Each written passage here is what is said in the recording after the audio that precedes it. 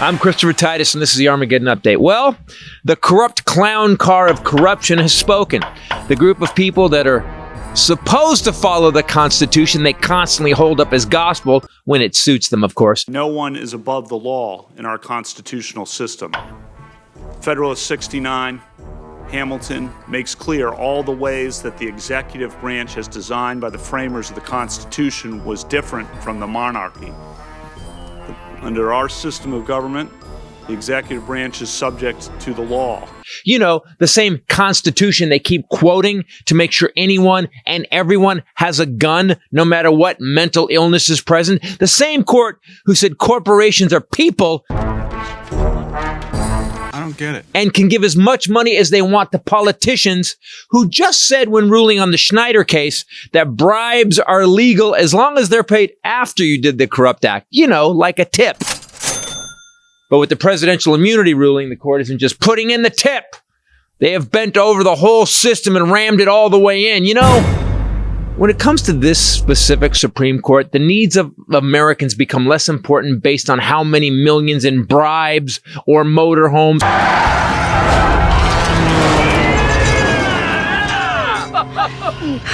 or yacht trips the conservative justices take.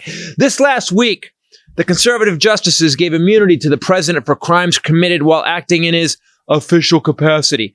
You know, like sending a mob to the Capitol or overcharging Secret Service at his bedbug resorts and golfing 300 days. Official, you know, like a king or a dictator. You know, the absolute opposite of what the founding fathers wanted or said or talked about. In fact, the entire point of this country is for the law to apply to everyone equally. No one is above the law in our constitutional system. You know, America.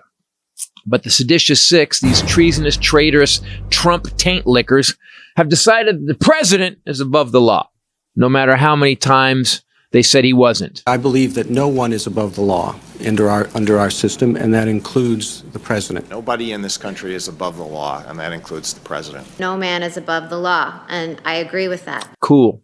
The decades-long project by Republicans to change and remake the Supreme Court to turn it into a right-wing, irresponsible, and frankly evil anti-constitution, anti-democracy nightmare is finally complete.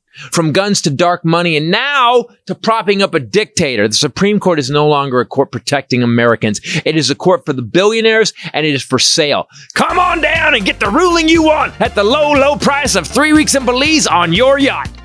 It's not just a presidential immunity case. The dismantling of America and the rule of law includes Citizens United, where they made it legal to pay politicians. Schneider, where they made it legal to bribe politicians. Oh, and Supreme Court justices. And now they've made it legal for the president to steal, lie, and murder.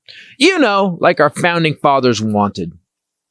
This current Supreme Court is supposed to follow set precedent, and they said they would during their confirmation hearings. Precedent on precedent. But they killed Roe. They are directly responsible for allowing mass shootings to continue in this country. They are responsible for the rich always getting what they want, and the poor always getting bent over. And now, they're responsible for making the presidency a monarchy. The entire reason we left England. You know, Thomas Jefferson said, I was much an enemy to monarchies before I came to Europe. I am 10,000 times more so, since I have seen what they are. There is scarcely an evil known in these countries, which may not be traced to their king. So, the Supreme Court is neither in its current state. And that's a sad day. Well, how do we fix it? Well, here's another quote by Abraham Lincoln. The ballot is more powerful than the bullet. Now hand me my giant hat and let's win. So vote, because with this Supreme Court, it may be your last chance. And if you don't vote, you may never get a chance again. Hey, Biden, you know what? Maybe an official act is jailing Trump for January 6th, at least until trial. National security. Yeah, it's an official act. And maybe arresting a guy and his wife who gave comfort to the insurrectionists and bust them there, and another guy who flew the flag of the insurrection over both his houses. Hell, there are 1,000 people in jail for stuff like that. What's two more? Go for it, Joe.